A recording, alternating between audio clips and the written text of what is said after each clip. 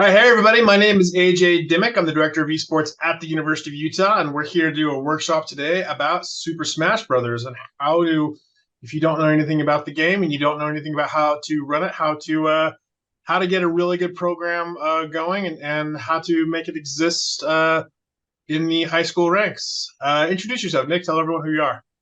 Hi, everyone. My name is Nick. I've been a part of the University of Utah Smash Club and team for about 6 years now. I've been all around Utah running events, competing in events, helping other TOs across other games as well. So I've certainly spent my fair share running events and knowing what makes a good Smash team and what help bring people together. So I'm hoping to help share some of that information with you today. And Nick is being very, very, very modest. Nick is a bigwig in the collegiate Smash scene and helped put together our club team for many years, and knows exactly how to run both these as a team and a community. So, excellent person to talk to. And we're not doing this live; we're doing this recorded after the fact. So, if you guys have any questions for us as we go, you know the Ken Garff Discord, Esports Discord, to a lot of questions, and we will help you after the fact. So, tell me, like, first of all, like if we wanted to field a team and we were trying to put together a roster for the first time, what's the proper way of we don't know any of our players, we don't know any of our students who can participate. How would we begin by setting up a tryout? If you wanted to start a tryout and you were starting from the most zero of zero, I would recommend just trying to get your name out there because esports and competitive video games isn't exactly as big as traditional sports when it comes to people knowing what's available to them. At least when I was younger, like I didn't even know that competitive Smash was even a thing until I just stumbled upon it on a YouTube video by chance that fell into my YouTube feed. And so being able to just produce like flyers, posters around campus, around your school that says, hey, if you're interested in playing Smash Bros, we have a league that we're trying to set up. Come and compete and show your skills and just get people to even know that it exists in the first place. But that was how we started. We just sent out flyers for all of our tournaments.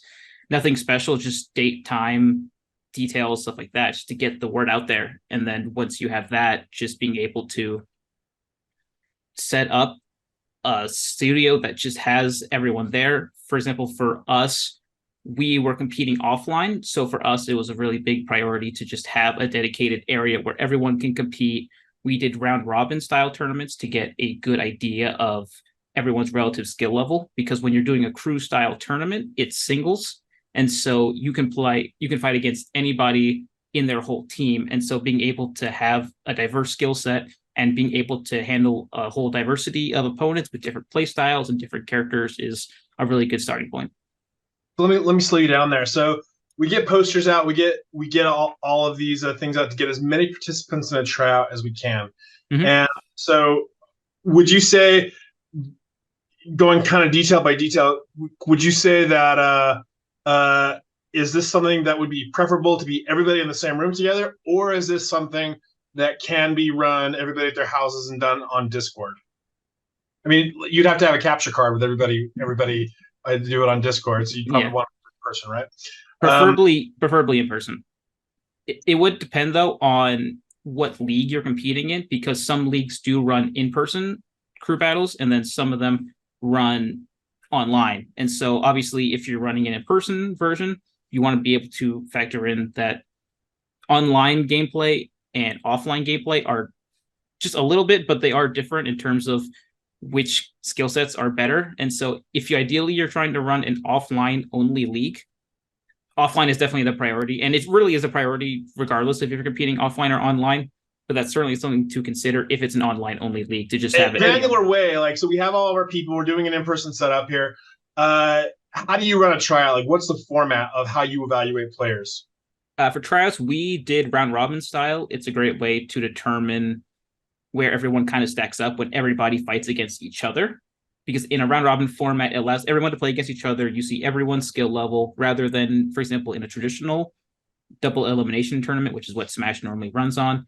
Sometimes you don't even fight your best matchups or fight against people that you have a good advantage against. But in crew battles, you can pick and choose essentially who you fight against other than your lead in a match. So sometimes you can say, I really like playing against projectile heavy characters. So you save that person for a projectile heavy character, but you can still see their whole range of skill how they do against projectile characters, how they do against someone who maybe isn't so fundamentally sound and likes to really abuse offensive rush down playstyles. And so you can see a whole range of playstyles of who is good at this, who's good at that. And so obviously when you're trying to make a team, you want people who can have the ability to win against anybody, right? Because you don't know who you're going to fight against, what kind of matchups you're going to have. And so having a player that can handle all the matchups or all theoretical matchups is the best case scenario. So having a round robin style lets you just fight everybody. It lets you see everyone's skill level and also where they shine and where they can struggle. Is there, when you're trying to put a team together, is there any thought to who's the best player that day, or can you see something in somebody and try to project that we know if we invest a little bit of time in them, they might end up being one of our best players? Oftentimes you can see how someone plays on just any given day, and there's obviously some level of fluctuation because obviously some people have good days and bad days. But if somebody at least knows techniques, that says a lot about how much time they put into the game, how dedicated they are. Because if somebody is using a lot of more advanced techniques and a lot of more complicated inputs and whatnot, that definitely shines through in how they would play, good or bad, versus somebody who maybe who plays a very like bare bones simplified play style. It can be harder to tell how much time they put in or what their skill ceiling could be. So there's definitely some level of fluctuation. More straightforward, if we were running a tryout at Utah and we were putting together a team, and we had all of our participants, and we did our round robin format where everybody played everybody else. Are you more likely to take just like who takes like just in order about that's who makes the team of best to worst in that sort of tournament kind of round robin style? They would definitely be the biggest considerations. There's also that's the biggest thing, is because that's why we run round robin, because if you're winning the round robin, you've beat the most people. Like statistically, you perform the best. But there's also the aspect of, for example, the characters that you play as. Because, for example, if you're looking at two players and one of them plays a character that's really exploitable, like Ganondorf, for example, versus somebody who has a very strong a very strong bracket character, like Snake, for example. Snake is a very solid crew battle character. So I would almost rather have a Snake player who did slightly worse in the crew battle than just purely like results. But that's definitely more of a factor, because obviously I'd rather have a good player. A good Ganondorf is better than a mediocre Snake. So obviously character matchups go into it as well, and experience and whatnot as well. So if it's not crew battles, then you're just more likely just to take like who the aggregate of who wins the most. Yeah. Because if you win the most, that's a representation of your skills. So can I tell you, if we were doing this, would you do you do a small sample, a round robin over one weekend, or would you do it twice, or see what happens, or just how would you do it? When we did it the first time, initially back in 2021, we held an offline and an online version, and so we had some players who competed in both.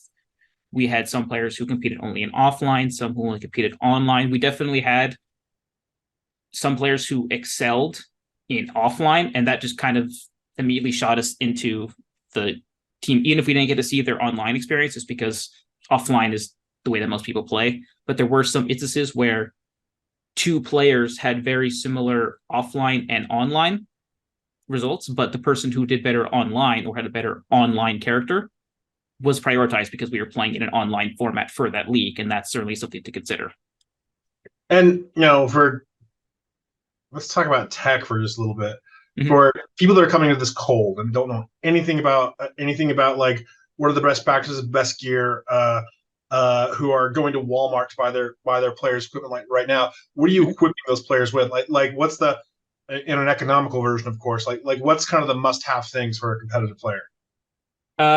In terms of playing and competing, a controller, it doesn't necessarily matter which controller you use. Some people use GameCube controllers. That's what I use. Some people like to use the Joy-Con. Some people like to use the Pro controller. It's just whatever It's totally just a comfort level. Whatever the player is the best thing for them. There is a caveat. Have you heard of hitboxes and smash boxes? Of course. Well, let's explain that for people that are watching.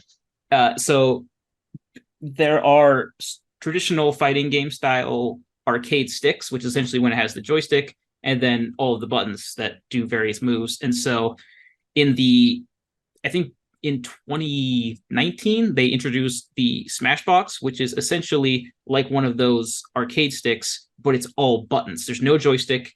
Everything is a button. So even if you want to go up, it's a button, down, diagonals, two buttons, and that's how you play it. And so there's some argument to be made about the validity or the legality of these kind of arcade sticks, because an optimal they are the most optimal controllers just because it takes away that human error aspect to it. And there's some techniques that you can only do on those controllers. So if you're trying to win and you're trying to give yourself the best advantage, you should be investing in those controllers. But there is some argument about whether or not they will continue to be legal. They are legal now, and there's no like penalties or anything, at least as of right now, but who's to say about the future? So if you're trying to just use what's available to you and give yourself the best advantage to win, that's definitely the controller to invest into. But for me personally, I don't think there's that much of an advantage if you want to just use a GameCube controller or a Pro controller or anything like that. So that's not the biggest.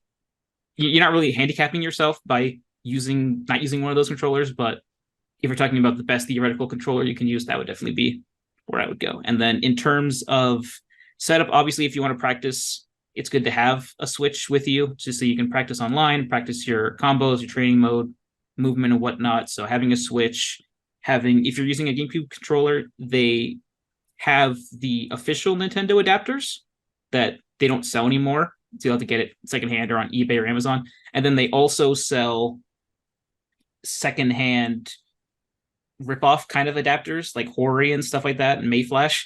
And I do not recommend getting them because there's a chance that you'll put your controller into the slot and then your controller won't come out and then you'll lose your controller. So whenever you go to a turn, and this applies to tournaments too. If you go to like a big tournament and they have official adapters and like secondary, I would always either try to swap out an official adapter when I'm playing or literally just wait for that setup to be available because I don't want to risk losing my controller because of their adapters. So I definitely recommend just spending the extra money to get the official Nintendo adapter. They're way more trustworthy. More often than not, like whatever the comfort level the player came with is they're okay with sticking with. If you play Smash on a Pro controller or whatever you have at home and it works for you and you feel comfortable, then totally 100%. Cool. All right, so we've done our tryout. We've established our team. We've arrived at a final roster. What is our week to week like? How are we training this team? What's a practice like when we get together and try to train before a match? Yeah, the most common kind of practice for Smash players is what's known as friendlies. It's basically when you play to win, but you're not playing super serious. It's a learning environment. You're trying to learn things about your opponent, learn things about yourself. Typically, there'll be some level of communication during or after sets about like, oh, what frame is this move, or how do I deal with this option? Because obviously, the people who specialize in a character are going to know that character best. So sometimes, for example, if you've never played against a Lucina or something, and then you have a Lucina player on your team, you can say, how do I deal with this? Like, what's a good way to counterplay that? Because you never know if you're going to fight against a Lucina or a similar character that has a similar game plan to you. And just the more things you can learn from your teammates as well as other people, the more advantageous it is. And also, just going to tournaments is probably one of the best ways to practice too, because it just simulates that tournament environment. You're going to fight so many different characters and so many different matchups that you'll get so much more experience being able to just sit down with somebody and just play over and over again and learn from each other and just get so many different matchups that you can learn from each other rather than just being limited to the 5 people on your team. You can fight people at local tournaments in Utah. You could even go and travel to majors or super majors and fight even more people and get even more experience. So don't think you're just limited. A lot of esports, let's suppose that they play a lot of online tournaments and a lot of online competition, and a lot of esports teams they'll find scrim partners, they'll find people that they like to practice against, and things like that. Do you guys do the same thing where you find partners around that are approximate level than you and you know it, so you get a good scrim from them and kind of practice that way? To an extent, I would say that just going to tournaments is probably the closest equivalent to that, just because we don't really have like leagues to compete in. And so for us, tournaments are our leagues. That's like how we compete. And so for us, like obviously tournaments and playing before or after tournaments is probably the closest thing to like having scrims. But there's definitely, if you want to just reach out to people who you know are around your skill level and just say, hey, you want to come over to my house and we'll just have 8 people and we'll just alternate and basically play round robin style friendlies and just kind of simulate that environment is definitely a great strategy. Yeah, you break down when you were talking earlier about what are the best strats of one character to another character, and like Smash players know this inside and out in every which way Definitely. about of having it down to if then statements about if this is the situation, this is what we're doing. Mm-hmm. And are there resources where players who maybe don't have that inside out everywhere can go look them up, kind of see those types of things about what to do in particular situations or what to do in particular matchups? Resources of like how to play the game better. Yes. Uh, there are certainly some YouTubers and content creators who make content about Smash. Izaw, Izaw on YouTube makes a lot of character guides that'll say like this is how you play Pikachu, and then it'll say at this percent or in this situation you should be doing this, this, and this, and then it'll also give cons to the character or things to look out for in counterplay, which is really great if you're just getting into Smash and you don't exactly know what you should be looking for. And so there are some content creators. It's not as prolific as other games just because we don't have that same kind of infrastructure and we don't exactly have the same systems that, like, for example, like Valorant has, where they'll have like character breakdowns and nerfs and patches and more in-depth content. And so for us, it's a lot of discovering on our own of how to deal with these things, because when we have Smash events, a lot of the community is from us, like this competitive Smash scene. And so a lot of it is we figure out on our own to an extent of how we need to solve things. So it's not exactly like you can go on the Nintendo or Smash Bros website and look up like how to beat Lucina.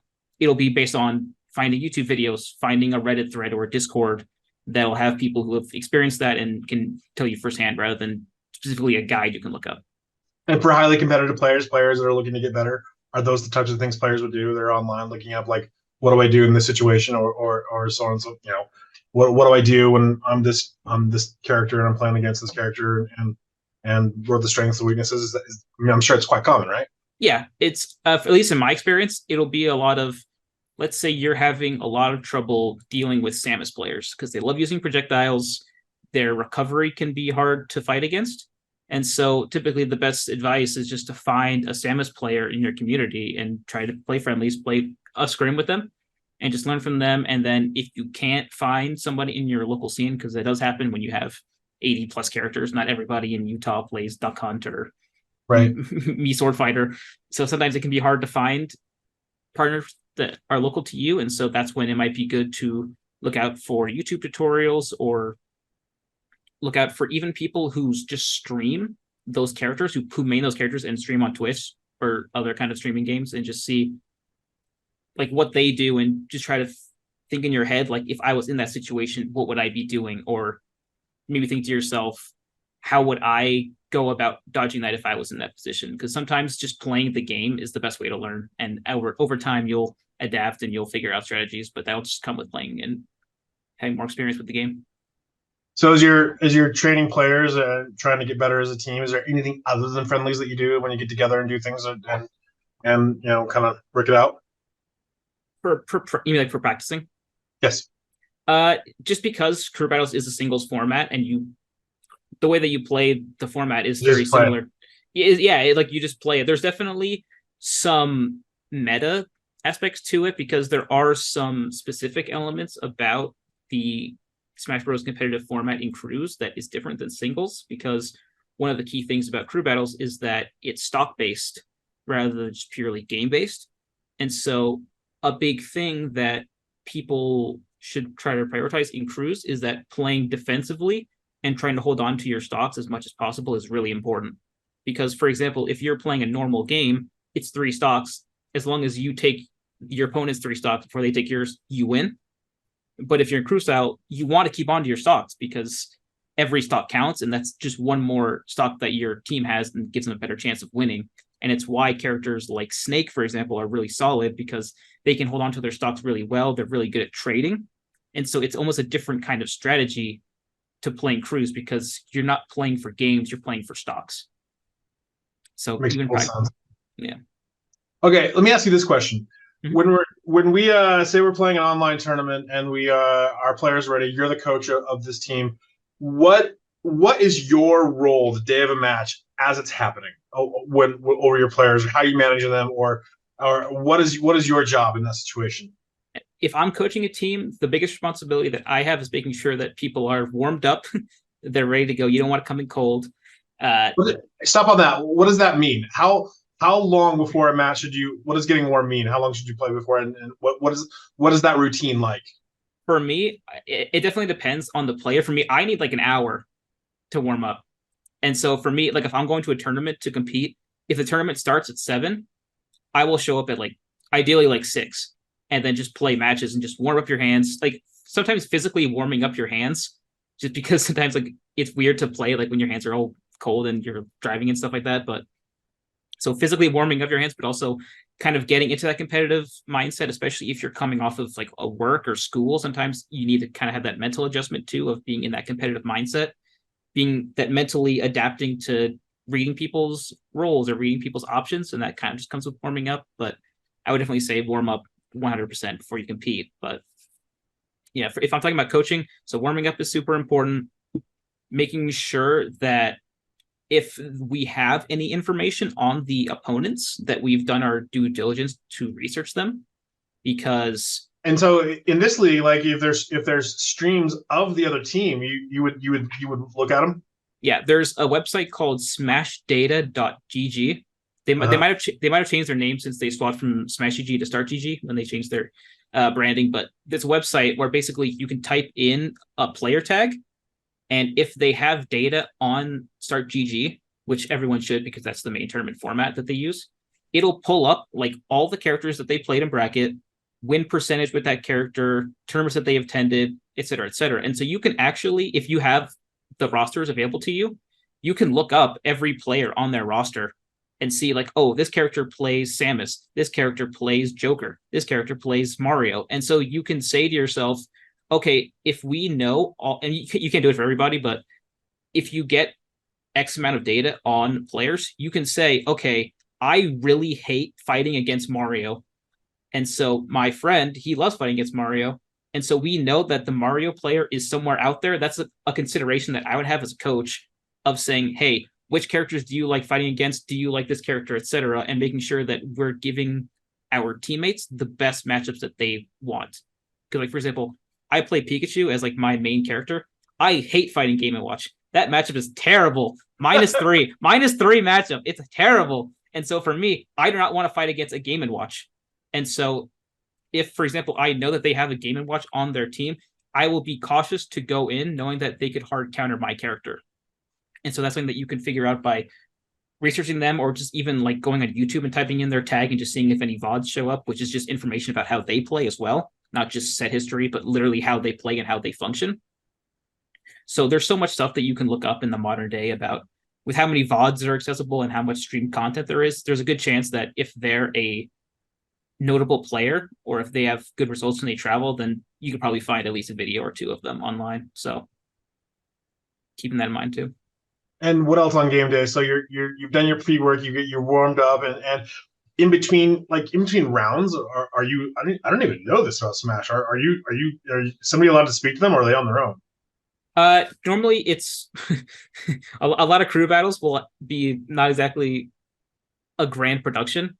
So sometimes your crew is just your 5 players and the opponent's 5 players in a room together, sitting behind the players competing. So you'll have a TV to 2 people who are playing, and then the whole crowd of people who are going to compete next. And so there's not like technically any rules about like cheering and mild banter and whatnot, but you could definitely get away with giving away like, oh, this is a kill window, or this character can die back there with this percent. I mean, it's kind of scummy to be honest if you want to play like that, but there's no rules Sure, against it. But sure, but yeah, cool. And so for as far as like getting players in the right mindset, what do you talk? How do you talk to your players about not tilting and the best attitudes about like keeping a good attitude, not losing your mind the way gamers can? yeah. I mean, some of it is just being a competitor. Like having a cool head is such a valuable resource, and I think sometimes it's not just even that you're playing the game, but you're playing on a team now, which is something that a lot of people who just play Smash casually don't have experience with, because Smash is a single player game. And so there's a part of it that says like you need to not only play for yourself, but to play for your team too. And sometimes that can be a really big motivator for people to keep a cool head, not get tilted or anything like that. But just the more you play, the more experience you'll have with keeping calm under pressure. There's a thing called top player privilege in the Smash scene, where basically imagine you're fighting against MKLeo, or one of the best players at the game, and it's a best of 3, and you're up the first game. And so what happens a lot of times is that a player gets a fluke win game 1, and then they say, "Oh my goodness, I'm about to beat MKLeo, one of the best players in the world," and then they choke because the best player in the world is super calm. They have so much experience. They play it smart. They play it defensively, and then they end up winning the last 2 games. So part of it is just being smart, having experience with high pressure situations, and keeping cool. But all that stuff will just come with playing more. There's an artifact that you and I both know about particularly about esports players, of a lot of the good players, like every room they go into, they're the best player in the room, and then they enter one room somewhere sometime where they're not. Yeah. And they all of a sudden have to put themselves, because in all those situations, all they're doing is trying not to screw up, because they know if the best player wins, they win. And all of a sudden they need to pull something off extraordinary to win. What about those guys and dealing with that situation where 99 times out of 100 they're the best player in the room, but now this time they're not? What do you say to a player like that and try to you know this guy technically probably is a better player than you, and you haven't seen too many of those? If that's the situation, I would just say just being smart is a really good strategy to go into it. There's definitely some strategy also in terms of how good every player on a team is, because in a collegiate setting, there have definitely been teams where one player on that team is a top 50 player in the world who happens to be a college student. So they get to play on the college team. And then the rest of their 4 players are like nobodies pretty much. And so you can definitely strategize and say, as long as we beat the good player, like that does so much mental damage to their team, because so many teams have this mentality of, we have top 50 player on our team, they're just going to anchor or carry us the whole time. But if you can put them in situations where you can get a good matchup into them and win, like mentality is so important, and just being smart. And so saying, even if they are better, Smash games can change so quickly. You get one good read and you kill them at 20%, and then it can just spiral. And unlike a normal Smash tournament where you play best of 3, you have one chance. When you go in, the 3 stocks you have at the start of the game is all you have. So if your opponent, if you can get in their head and you can get them to play worse and just take those 3 stocks, they're out of there, and then take advantage of that mentality. What am I leaving out about? I mean, I want to ask about the collegiate ecosystem last, but right now, what am I leaving out about the best things you need to know, particularly if you're not an expert about making and running a Smash team on a high school or college level?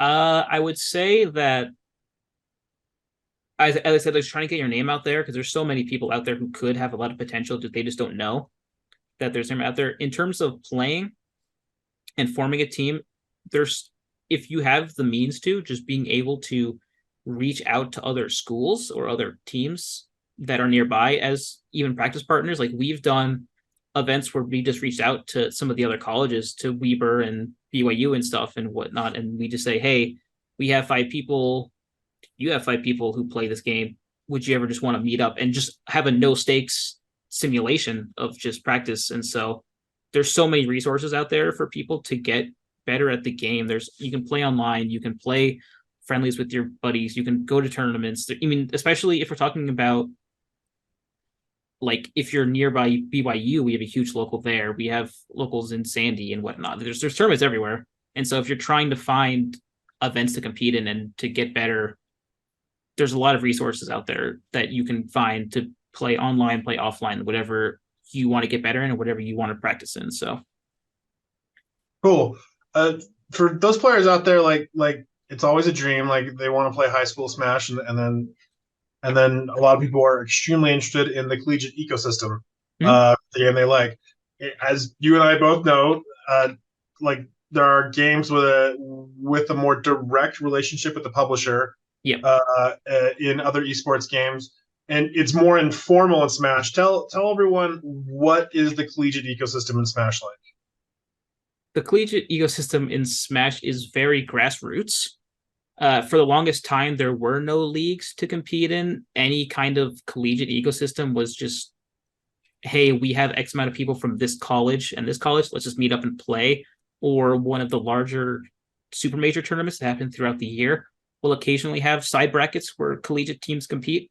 But the collegiate Smash system has only been around for a few years now with things like CSL and Collegiate Star League. And so a lot of it is on other companies and other organizations to start up leagues to compete. And so if the organizers don't want to put it on, then there typically won't be a league. It's not like you can compete in the official Nintendo Smash League or anything like that. So sometimes it can be hard to even know that there's leagues available or things to compete in because Nintendo won't publish it on their game. You won't see it in a newsletter or anything like that. It'll always be external, which is sometimes hard for people to even know that they exist, which is why I try to emphasize posters and promotional content around just to spread the word. But for us, at least, we only competed in one league where we didn't get like travel money or any kind of advantages that other like normal student athletes would get, where we get like, you can skip school or miss homework or whatever because And like for everyone else, like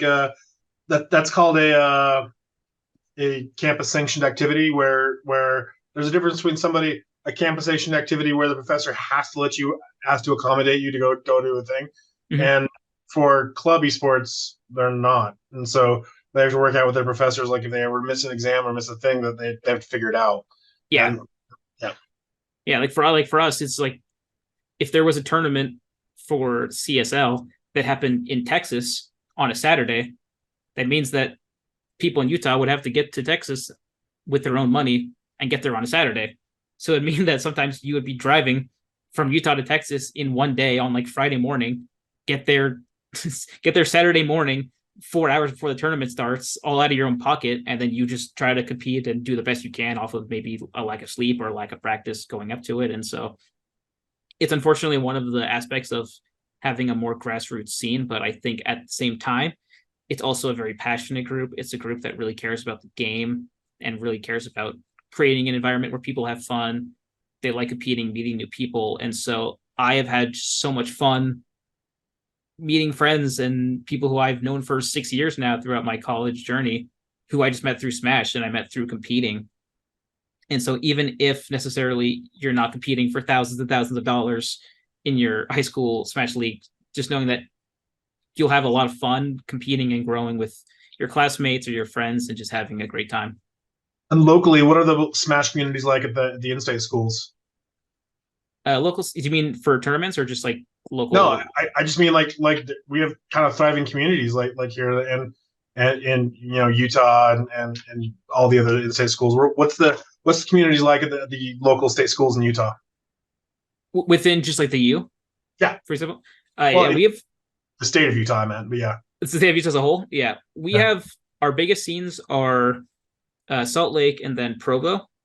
Those are like the two biggest communities here. And so a lot of people will literally drive to Provo on a Tuesday afternoon just to compete because we'll get at its peak, like when Smash Ultimate was still in its early years, we'd get like 100 entrants or more on a weekly basis. And so there was a point in time where we had a Monday weekly, a Tuesday weekly, a Wednesday weekly, a Thursday weekly, and a Friday weekly, and then a Saturday monthly on top of that. So it was a week of Smash if you wanted to.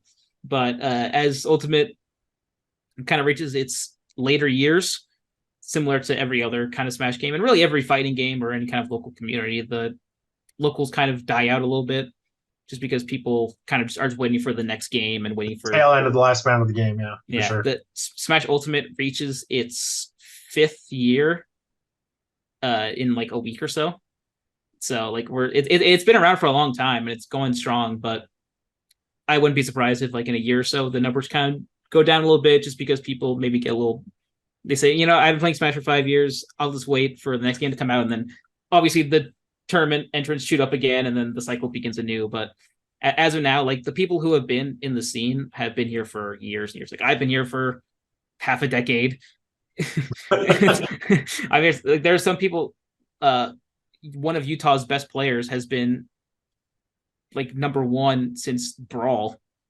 You know, like people stay around for a while, even if they don't compete anymore. They'll stay around and help run events or at least help TO tournaments for free and whatnot. Like there's always a place for people to compete and have fun. And even if you're somebody who goes to your local tournament and you can't even take one stock off your opponent, you know, if everyone is down to play friendlies, everyone's down to help you grow and get better, because you have to understand that people who you play with and practice with help you get better. And so there's no reason to not want the people in your scene to all collectively get better, because the better your opponents are, the better practice partners, they're better teammates for doubles.